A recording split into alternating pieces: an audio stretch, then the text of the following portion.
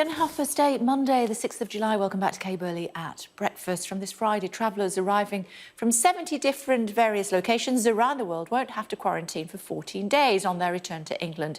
A relief to many airlines who warned the measures could be a disaster for them. Joining us to talk about it in more detail is the Italian Ambassador to the UK, Raffaele Trombetta. Hello to you. Thank you so much for joining us on the programme.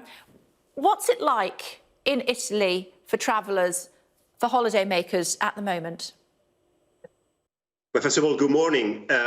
Well, from the 3rd of June, people travelling from the UK as well as European Union and Schengen countries can come to Italy and enjoy their time.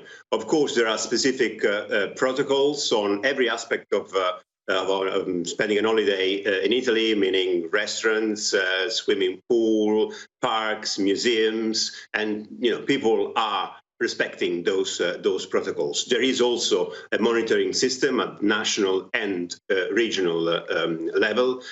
So we invite people to come. We hope they are coming, but on the other hand, we want to make them feel safe while they are in Italy. Some of our senior scientists are suggesting that COVID came to the United Kingdom from Italy and/or France as opposed to from China. As a result, how do you reassure those that are anxious about travelling to your country? Well, as I said, first of all, there are all measures in place. The R factor is below 1 in Italy. The number, if I give you yesterday's numbers, there were 192 new cases, 7 deceased, which is always a tragedy.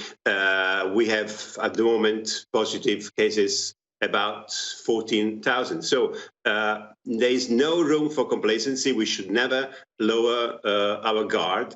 But on the other hand, the Italian authorities are doing all they can to make sure that, as I said, both Italians and people coming to Italy, they feel that the authorities are looking after them.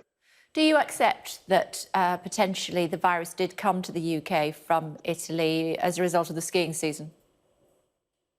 No, I don't accept, but not because there is no scientific evidence on that. It could have come from anywhere in the world. And I don't think this is the point. The point is that we need, as we have been doing, we need to cooperate. It is a global issue. It is a global phenomenon, a global problem, and we need global responses. As we are doing, we are working, with UK, as with many other countries, for instance, to find the vaccine, to find effective therapies, even in terms of economic measures.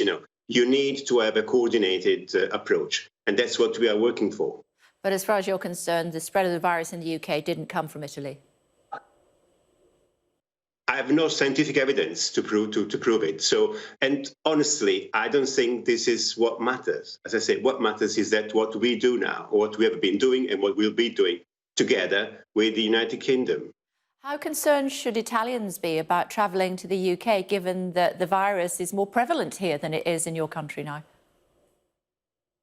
Well, of course, as the same applies to people coming to the UK as to people going to Italy.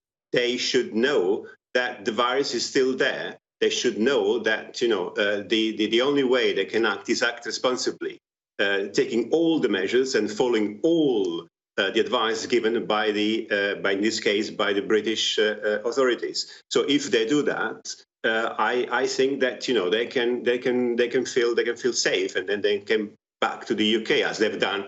Always, I mean, the UK has always been a favourite destination for Italian tourists. Your country, like ours, was ravaged by coronavirus. You were very, very strict with your lockdowns. How concerned are you about a second spike? As I said, we should not lower our guard. There will be, I hope not, but it's probable it's possible there will be new clusters. So the important thing is that when those clusters are identified, we take all the measure to isolate them and to make sure that there is no spread, of the virus. The way that we did it in Italy, the first outbreaks happened in the north of Italy. But then we managed to put, first of all, those areas in lockdown, and that way, and then the whole of Italy. And then in that way, we managed to contain the spread of the virus. I think this is the right approach. Mr. Ambassador, for my viewers who've never been to Italy before, where would you go if on your first trip to Italy?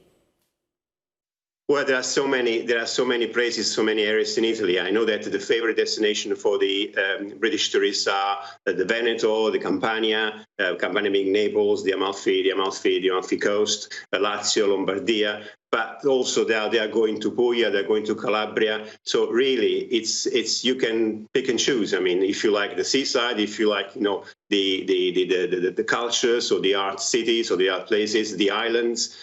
Honestly, I think this is what's unique about Italy compared to any other places in the world, that you can go anywhere in Italy and enjoy and also find interesting things to do, as well as, of course, having a nice time and relax. Yeah, it was an unfair question, Mr. Ambassador. It's like trying to choose your favourite child. We appreciate you taking the time to join us. Thank you very much. Thank you. Thank you very much. Thank you. Thank you. India continuing to